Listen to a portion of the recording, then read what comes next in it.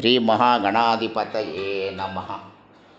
సురలలనాతతదేజితదేజితధాభినయోత్తరనుద్యరతే కకుభాం పతివర దొంగతతాళకతాళ కుతూహాల నాదరతే దుదుకుట దుదుకిట దింధిమి తద్భిని ధీర మృదంగ నినాదరతే జయ జయ హే మహిషాసురమర్దిని రమ్యకపర్దిని శైలసుతే సురలలనాతతదేజితదేజిత దాభినయోత్తరనుద్యరతే కకుభాం పతివర దొంగతతాళకతాళ కుతూహాల నాదరతే దుదుకుట దుదుకిట ధింధిమి తద్భిని ధీర మృదంగ నినాదరతే జయ జయ హే మహిషాసురమర్దిని రమ్యకపర్దిని శైలసుతే.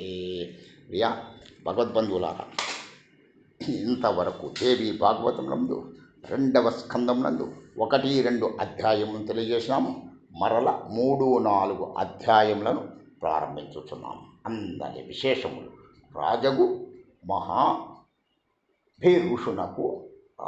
మహాభిషునకు మరియు గంగకు బ్రహ్మశాపమొసగుట. మహాభిషునకు శంతనుడు దయించుట, శంతనుడు రాజసింహాసనమునధిష్ఠించుట, శంతనునితో గంగకు వివాహమగుట, వసువులు వారికి పుత్రుల రూపమున జన్మించుట, వారిని గంగా ప్రవాహమున పడవేయుట, భీష్ముడు జన్మించిన తరువాత గంగ వెళ్ళిపోవుట.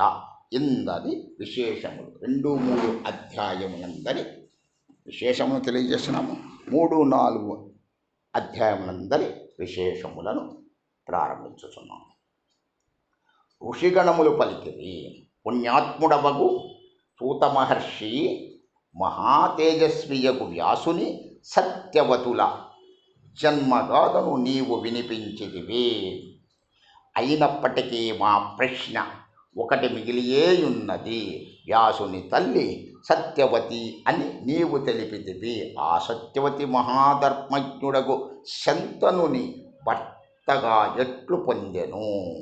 వేషభూషణలందు ఆమె అంత యోగ్యురాలు కాదు.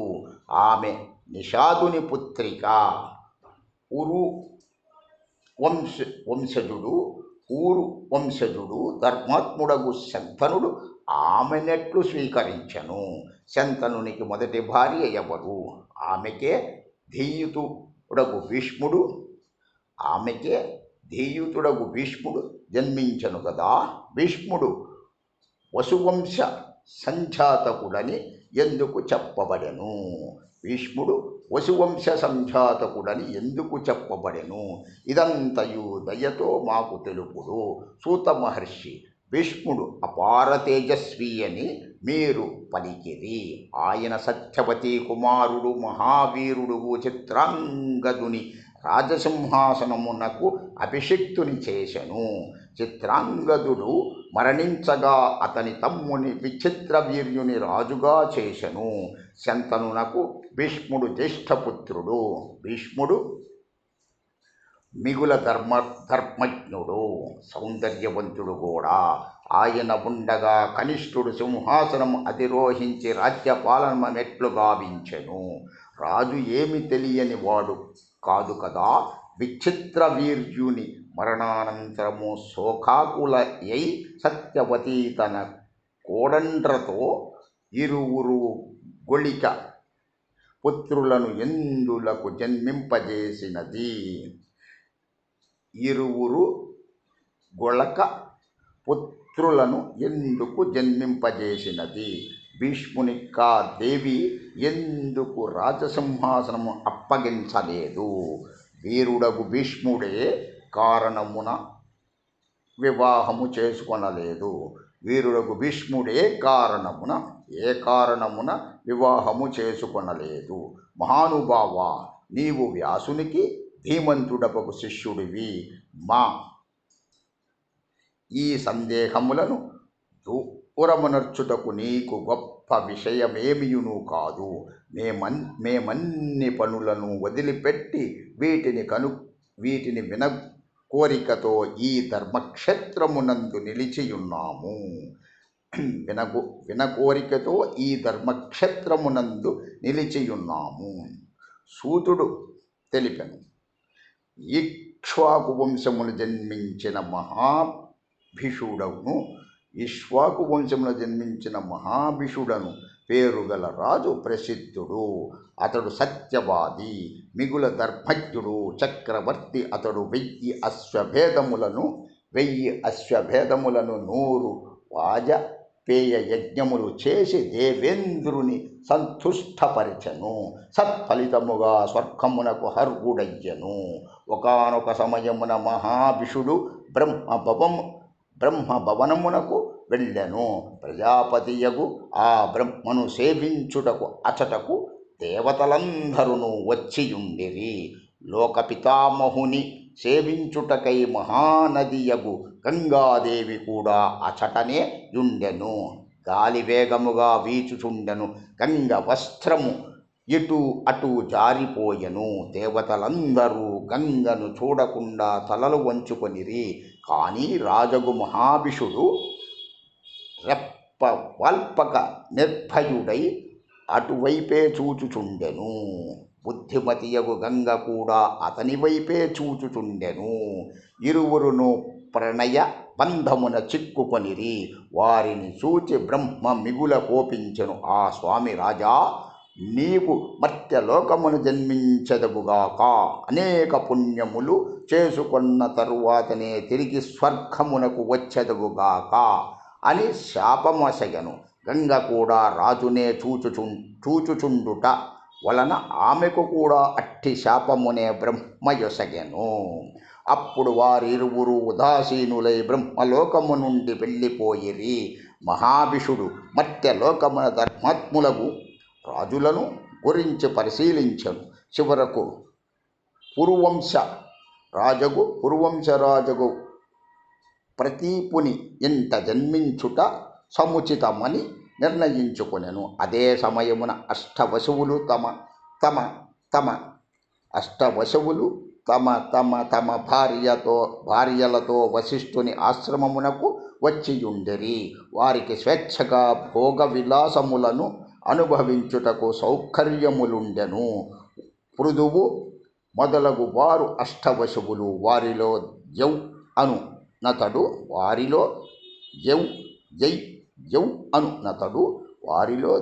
అనునతడు ప్రముఖ వసువు. జౌ యొక్క భార్య నందిని ధేనువును చూచెను. ఈ ఉత్తమ కామధేనువగు గోవు ఎవరిది అని తన భర్తనడిగెను. అతడు సమాధానమొసగెను.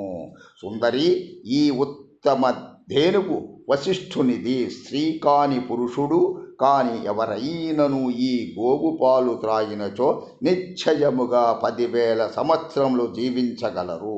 వారి యవ్వనము స్థిరముగా నుండును. ఈ వచనములను విని ఆ స్త్రీ పలికెను. నా స్నేహితురాలొకరు మర్త్యలోకముననున్నది. ఆమె రాజర్షియగు ఉసి నరుని పుత్రిక. అనుపమ సౌందర్యవతి. మహారాజా, మీరు నా స్నేహితురాలి కొరకు పుణ్యమయియును స్వేచ్ఛగా పాలనొసగిడి. ఈ నందిని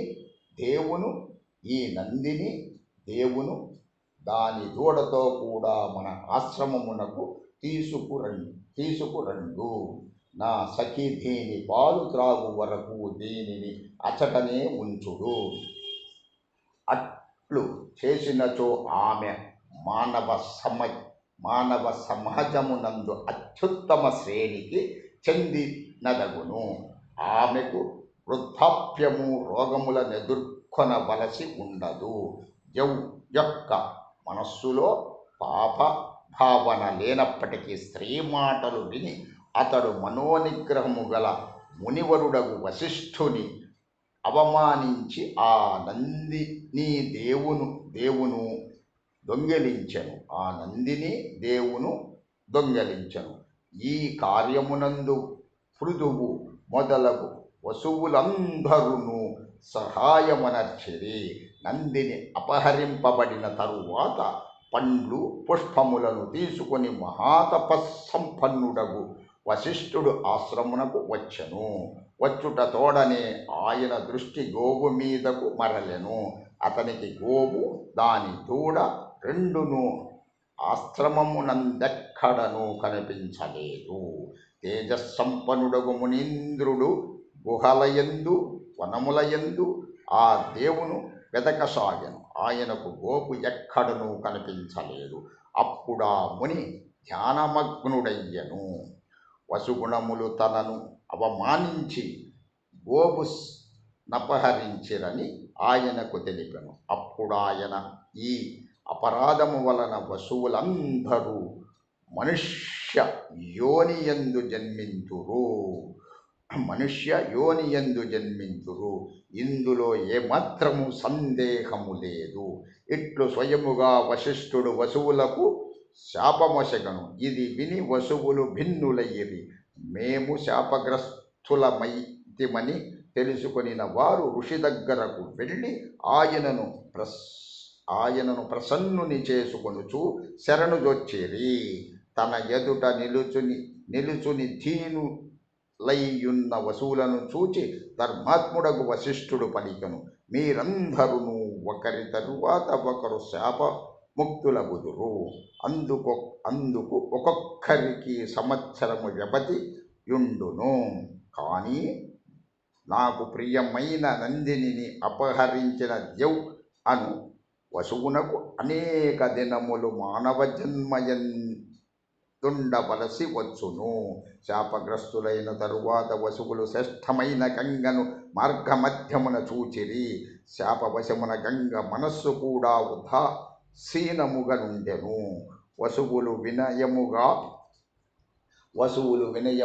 ఆమె నడిగిరి. దేవి, మనమందరము అమృతమును త్రాగిన దేవతలము. మత్స్యలోకమున ఎట్లు జన్మించెదము? మానవ గర్భమున జన్మించవలసిన వచ్చినచో మిగుల చింతించవలసిన విషయము కనుక నదులలో ప్రసిద్ధమైన గంగా, నీవే మానవ లోకమున దయచేసి మాకు తల్లివగుము. కళ్యాణి శంతనుడను పేరుతో ప్రసిద్ధుడైన రాజమహర్షి గలడు. అతనిని నీవు భర్తగా స్వీకరింపుము. మేము మీకు జన్మించగనే మమ్ములను తీసుకొని వెళ్ళి నీటిలో విసిరివేయుచుండుము. అందులకు గంగ తన అంగీకారమును తెలిపెను. అప్పుడా వసుగణములు తమ తమ లోకములకు వెళ్ళిపోయిరి. గంగాదేవి కూడా అచట నుండి వెళ్ళెను. వారి మనస్సులలో ఈ ఆలోచనయే మొదలుచుండెను. అదే సమయమున రాజగు మహాభిషుడు ప్రతీపుని ఇంట పుత్రుడుగా జన్మించెను. అతనునికి శంతనుడని నామకరణము చేసిరి. అతడు రాజర్షి కూడా అయ్యను. మిగుల ధర్మాత్ముడు, సత్య ప్రతిజ్ఞుడు రాజగు ప్రతీపుడు అమిత తేజస్వీయగు సూర్యుని స్తుతించెను. అప్పుడు గంగాజలము నుండి మిగుల సౌందర్యవతి శుభానయగు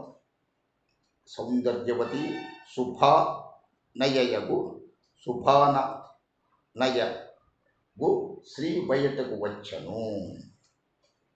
గంగాజలము నుండి మిగుల సౌందర్యవతి శుభానయగు శ్రీ బయటకు వచ్చెను. ప్రతీపుని సాల తరువు వంటి కుడి తొడ మీద కూర్చుండెను. తొడ మీద కూర్చునియున్న ఆ కన్యతో ప్రతీపుడు, కళ్యాణి, నా అనుమతి లేకుండా పవిత్రమైన నా కుడి తొడ మీద కూర్చుంటివి, కారణమేమిటి? నీవేమి కోరుకొనుచున్నావు? అప్పుడా కన్య ప్రతీపునితో, రాజేంద్ర, నీవు కురువంశము నందొక మహాపురుషుడవు. నేను నిన్ను పతిగా పొందవలయునని కోరుచున్నాను. అందువలన నీ ఒడిలో కూర్చుంటిని. దయచేసి నా సేవను స్వీకరింపుము అని పలికెను. అప్పుడా మహారాజు ప్రతీపుడు, నేను పరస్త్రీలను కన్నెత్తైనను చూడను. నీవు నా కుడి తొడ మీద కూర్చుంటివి, ఆ స్థానము కొడుకులది, కోడండ్రది. నాకు పుత్రుడు కలిగిన తరువాత నీవు నా కోడలువు కమ్ము. నీ పుణ్య ప్రభావమున నాకు తప్పక పుత్రుడు కలుగును, ఇందు సందేహము లేదు అని చెప్పాను. అప్పుడు దివ్య దృష్టి గల ఆమె అటులనే కానిమ్ము అని వెళ్ళిపోయెను. రాజు కూడా ఆమెనే తలంచుచు తన భవనమునకు వెళ్ళెను. కొంతకాలము తర్వాత ప్రతీప మహారాజునకు పుత్రుడు ఉదయించెను. సమయానుకూలముగా రాజకుమారుడు యవ్వనముతో నిగ్గు తేలుచుండెను. వనమునకు వెళ్ళు కోరిక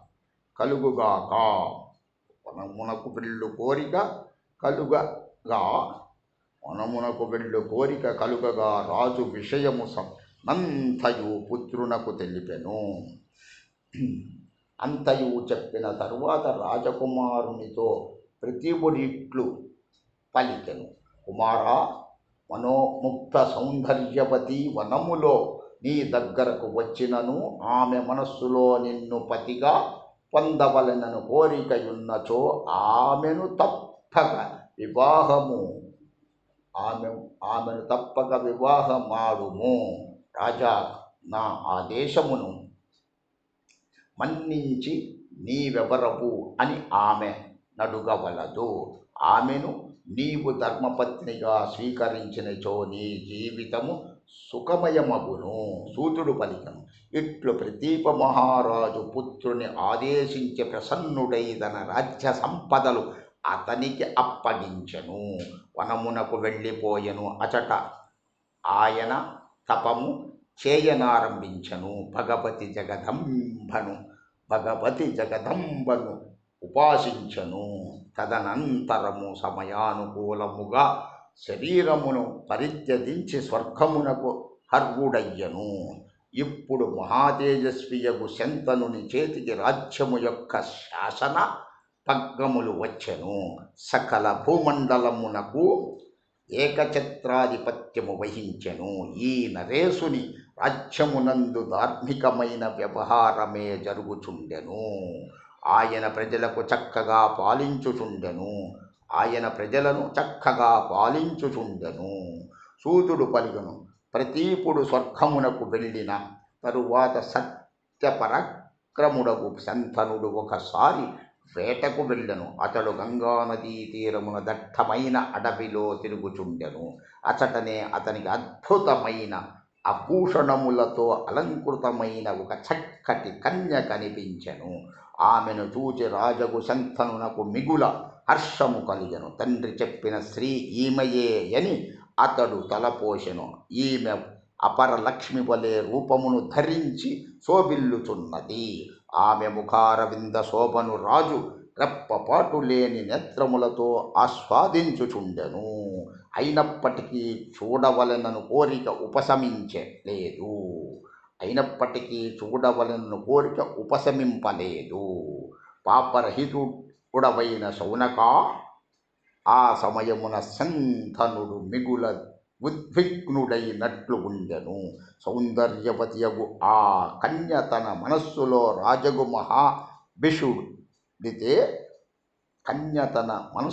రాజగు మహాభిషుడి ఇతడే అని నిశ్చయించుకొనెను. ఆమె తనువు ప్రేమతో పులకించెను. ఆమె చిరునగువుతో రాజు ఎదుటకు వచ్చెను. సుందర నేత్రియగు ఆ కన్యను చూచి రాజు మనస్సు ఆనందమగ్నమయ్యెను. అమృతమయములగు మధుర వచనములతో ఆమెను ఆనందపరుచుచు ఆ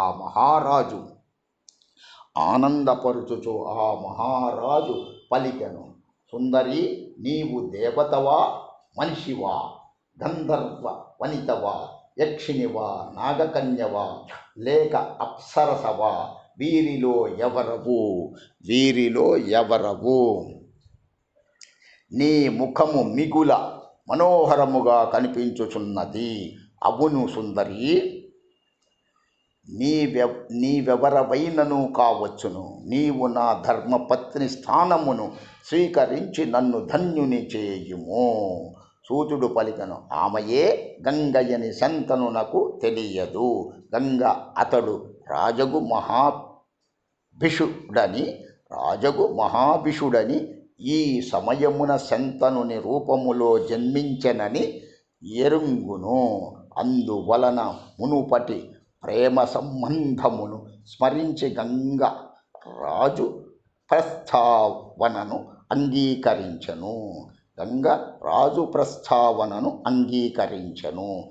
నవ్వుచూ ఆయనతో ఇట్లు పలుకసాగెను. గంగ పలికెను, మహారాజా, నీవు రాజగు ప్రతీపుని కుమారుడవు. నేను నిన్ను బాగుగా ఎరుగుదును. నీ వంటి యోగ్యుడైన భర్త లభించక ఏ సుందరి మిమ్ముల వరించదు. కానీ రాజేంద్ర, మీరు వచనబద్ధులైనచో మిమ్ములను భర్తగా స్వీకరించెదను. రాజా, మీరు రాజాది రాజులు, నా ప్రతిజ్ఞను వినుడు. అప్పుడే మిమ్ములను పతిగా స్వీకరించెదను. నేను ఏ పని చేసినను అది చెడ్డదైనను మంచిదైనను దానిని మీరు ఆపరాదు. నాకు ఇష్టములేని వచనములు ఎప్పుడునూ చెప్పరాదు. రాజేంద్ర, మీరు మిగుల ఉత్తములు. అయినప్పటికీ మీరు నా మాటను తిరస్కరించినచో అదే క్షణమున నేను మిమ్మలను వదిలి నా ఇష్టము వచ్చిన చోటికి వెళ్ళిపోవుదును. ఇది నా యొక్క ప్రశ్న. మీరు ఇందులకు అంగీకరించవలెను. గంగాదేవి వసువుల రాబోవు జన్మములను మహాభిషుని ప్రేమ ప్రార్థనను తన హృదయములో తలంచెను. రాజు ఆమె షరతులకు అంగీకరించెను. అటులనే ఆమె రాజును పతిగా భావించెను. ఇట్లు మానవ రూపమున ప్రకటితమైన గంగ శంతనుని వివాహమాడెను. ఉత్తమ వరుణకు వధువై సౌభాగ్యవతి అయిన గంగ రాజభవనమున విహరించుచుండెను. రాజు ఆమెతో మనోహర ఉపవనమునందు తిరుగుచూ ఆనందించుచుండెను. గంగ కూడా రాజును సంతోషపెట్టుటకు ప్రయత్నము చేయుచుండెను. అనేక సంవత్సరములు గడిచిపోయెను. తదనంతరము శంతనుని సంయోగము వలన దివ్యలోచనయగు గంగాదేవి గర్భమును ధరించెను. ఆమె పుత్రుని రూపములో వసువునకు జన్మించెను.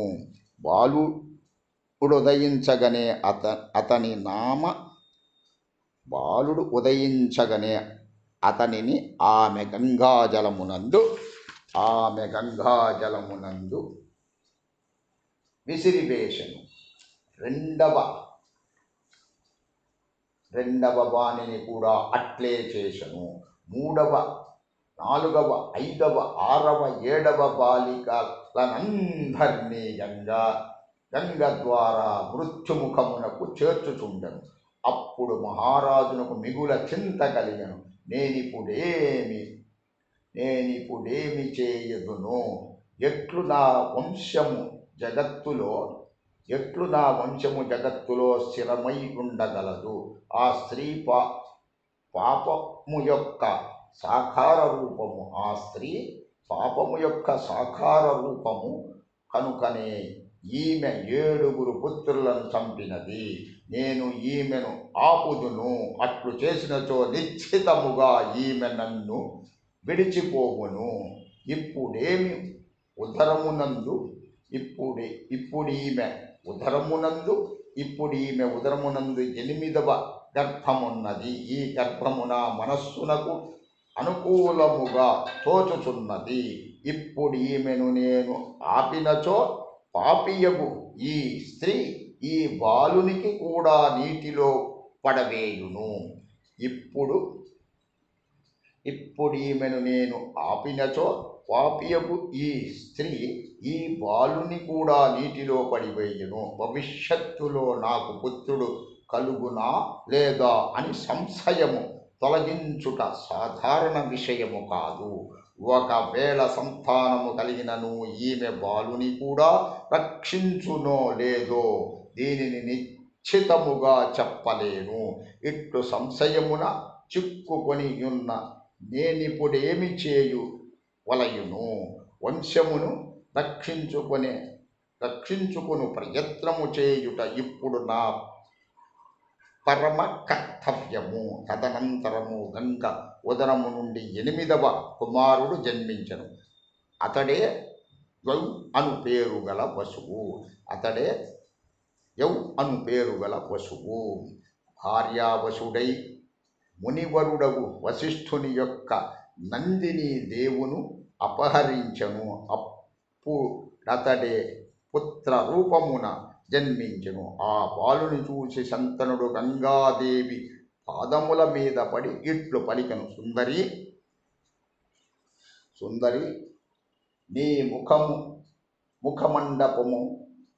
ముఖమండలము పవిత్రమైన చిరునగవుతో వికసించి యుండును.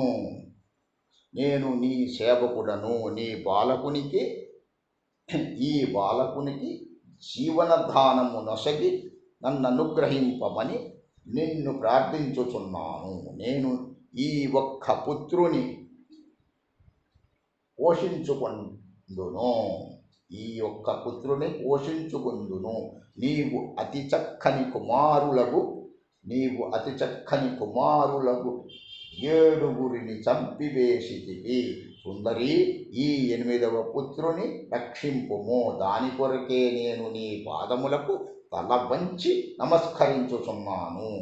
అనుపమ శోభలులకు ప్రియురాలా, నీవు ఏ వస్తువు నైనను కోరుకునుము. అది ఎంతటి దుర్లభమైనది అయినను కావచ్చును. నేను నీకు దాని నొసంగుట సంసిద్ధుడను. కానీ నా వంశ పరంపరను సురక్షితముగా నుంచుట నీ పరమ కర్తవ్యము. సంతానహీనునకు గతులుండవని స్వర్గమునందు కూడా అట్టి వానికి స్థానముండదని వేదపారంగతులకు పండితులు వచించుదురు. అందువలన ఈ 8వ పుత్రుని సురక్షితముగా నుంచుటకై నేను నిన్ను ప్రార్థించుచున్నాను. ఇట్లు శంతనుడు పలికిన పిమ్మట కూడా గంగ ఆ బాలుని తీసుకొని వెళ్ళుటకు ఉద్యమించెను. అప్పుడు రాజు మిక్కిలి దుఃఖితుడై గంగతో పలికెను. ఓసి దురాత్మురాలా, నీవేమి చేయుచున్నావు? నీకు నరకమను భయము కూడా లేదా? నీ ఇచ్చ వచ్చినట్లు చేసుకొనుము. ఉంటే ఉండుము, లేకపోతే పొమ్ము. కానీ ఈ బాలుని ఇచ్చటనే ఉంచుము. వంశమును విచ్ఛేదమనరించు దానా, నీ వంటి దానితో నాకేమి పనియున్నది? శంతనుని మాటలను విని గంగ రాజుతో పలికెను. రాజా, ఈ బాలకుని రక్షించుకొనవలెనని నాకునూ ఉన్నది. కానీ నీవు చేసిన ప్రతిజ్ఞ భంగమైనది కనుక నేనిచుట ఉండలేను. నేను గంగనని నీవు నిత్యముగా తెలుసుకొనుము. దేవకార్యమును సంపన్నమనరించుటకై నేనిచటకు వచ్చి తిని. మహానుభావ, ఇది చాలా కాలము క్రిందటి విషయము. మీరందరూ మానవ జన్మను పొందుడు అని వశిష్ఠుడు శపించెను. దీనితో నిస్సాయులైన వసువులు భయభీతులయ్యిరి. నేనచటనే ఉంటిని. నన్ను చూచి పాపరహిత, నీవు దయచేసి మాకు జనని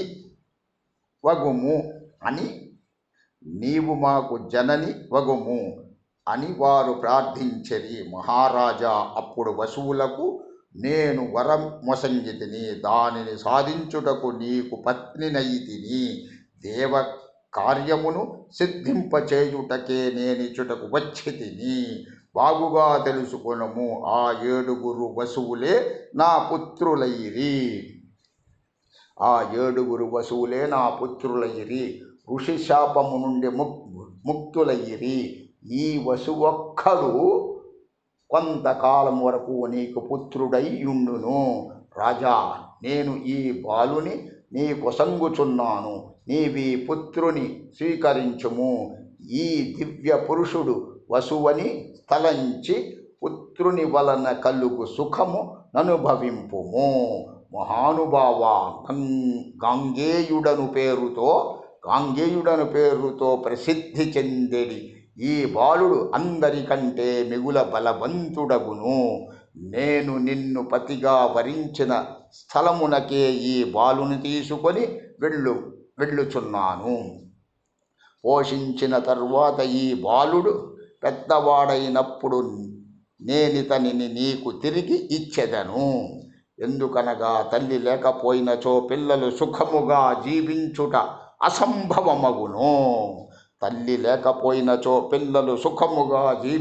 అసంభవమగును. ఇట్లు పలికి బాలుని తీసుకొని గంగ అదృశ్యమయ్యను. రాజు శంతనుడు తన భవనమునందేయుండెను. ఆయన దుఃఖమునకు అంతు లేకుండెను. భార్య మరియు విచిత్రమగు బాలకుని వియోగము అతనిని మిగుల పీడింపసాగెను. బాధా సంతప్త హృదయుడయ్యను. రాజ్యము చేయుచుండెను గాని ఆయన మనస్సునందు నల్లని విషాద మేఘములావరించియుండెను. కొంతకాలమిట్లు గడిచిపోయినది. తరువాత కొంతకాలమునకు రాజు వేటకై వెళ్ళెను. ఆయన నెమ్మదిగా గంగానదీ తీరమునకు చేరెను. నదిలో కొద్దిపాటి జలమే యుండెను. దానిని చూచి రాజునకు మిగుల ఆశ్చర్యము కలిగెను. ఆయన కచట ఒక బాలుడు కనిపించెను. గంగా తీరమున ఆడుకొనుచుండెను. ఆ బాలుడు విశాలమైన ధనస్సును ఎక్కుపెట్టి బాణములను వదులుచుండెను. ఇదే అతని ఆట. ఆ బాలుని చూచి శంతనుడు మిగుల ఆశ్చర్యమునకు లోనయ్యెను. అతనికి వాస్తవిక రహస్యమేదియును బోధపడలేదు. ఇతడు నా పుత్రుడా కాదా అన్న విషయము అతని ధ్యాసలోనే లేదు. ఆ బాలుడు చేయు పని మిగుల అలౌకికమయ్యుండెను. బాణము వదులునప్పుడు అతని చేతి నైపుణ్యము అద్భుతముగా నుండెను. అది చూసి శంతనుడు మిగుల అబ్బురపడెను. తదనంతరము రాజు ఆ బాలకునితో, పరిశుద్ధమైన ఆచారము గల బాలకా, నీవెవరి పుత్రుడవు అని అడిగెను. ఆ బాలకుడు బాణముల వదులుట ఎందే నిమగ్నుడైయుండి ఏ సమాధానము నొసగలేకపోయెను. కొద్దిసేపటి తరువాత అతడు అంతర్ధానుడయ్యెను. అప్పుడు రాజు ఆలోచనలతో వ్యాకులత చెందెను. ఈ బాలకుడు నా కుమారుడు కాదు కదా. అయినను ఇప్పుడేమి చేయవలెను? ఎచటకు పోవలెను? తదుపరి సావధానుడై అచటనే కూర్చొనెను. అతడు గంగను స్తుతించనారంభించెను. అతడు మునుపు చూచిన సుందర రూపముతోనే ఆమె అచట ప్రకటితురాలయ్యెను. ఆమె అంగములన్నీయు బహుళ సౌందర్యముతో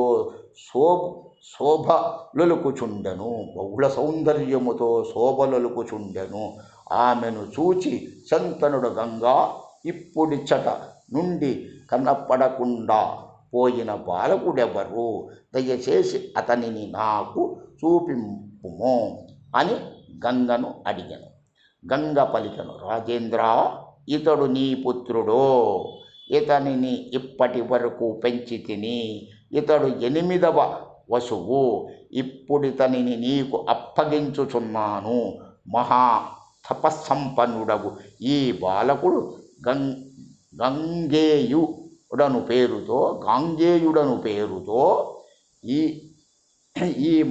ఈ బాలకుడు గాంగేయుడను పేరుతో ఖ్యాతి వహించును. దృఢవ్రతుడై ఈ నీ కుమారుడు కులమునకు వన్య తెచ్చి కీర్తిని విస్తరింపజేయును. ఈ బాలకుని వశిష్ఠుని యొక్క పవిత్ర ఆశ్రమమున ఉంచి తిని, ఇతడు వశిష్ఠునితో సకల వేదములను ధనుర్వేదమును నిరంతరము అధ్యయనము చేసెను. ఇతడు సకల విద్యల యందు సంపూర్ణ జ్ఞానమును పొందెను. సకల అర్థ వివేచనముల అందు మిగుల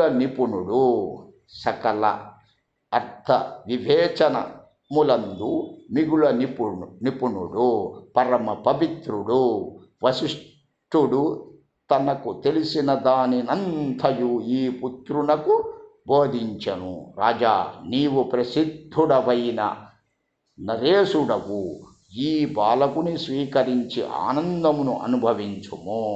ఇట్లు పలికిన గంగ ఆ బాలకుని మహారాజగు శంతనునకు అప్పగించి అదృశ్యమయ్యెను. రాజు ముఖమండలము ఆనందముతో పొంగియుండెను. అతడు అమితానందముతో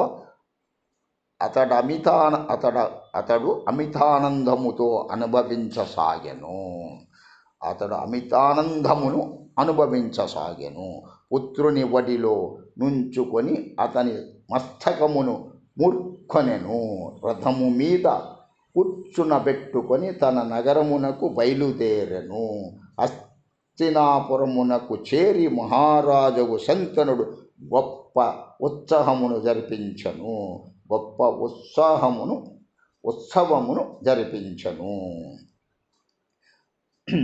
హస్తినాపురమునకు చేరి మహారాజగు శంతనుడు గొప్ప ఉత్సవమును జరిపించెను.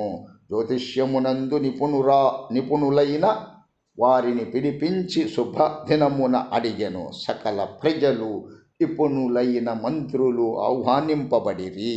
అందరి సమక్షమున రాజు శంతనుడు గంగానందనుడగు భీష్ముని యువరాజు పదవియందు అభిషిక్తుని చేసెను. సకల గుణ సంపన్నుడగు కుమారుని రాజ్యమునకు వారసునిగా చేసి ధర్మాత్ముడగు నరేశుడు మిగుల ఆనందించెను. ఇప్పుడు గంగ అతని చిత్తము నుండి తొలగిపోయెను.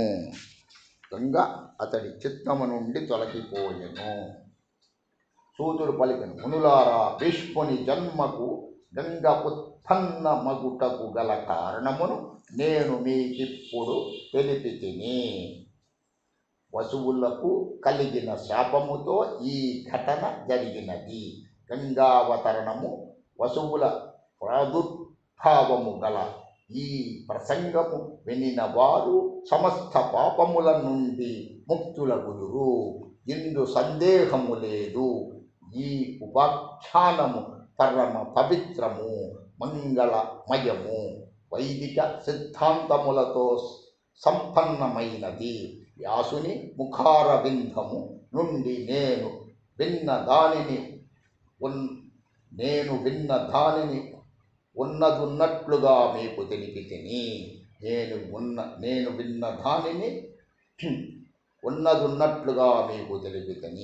ఓం నమః శివాయ చ నమః శివాయ. సమస్త సన్మంగళాని భవం. సర్వే జనా సుఖినో భవంతు. లోకా సమస్తా సుఖినో భవంతు. సర్వం శ్రీ మాతృదేవతా చరణారవిందార్పణమస్తు. తదుపరి 4, 5, 6 అధ్యాయములను తెలుపగలము. ఓం శాంతి.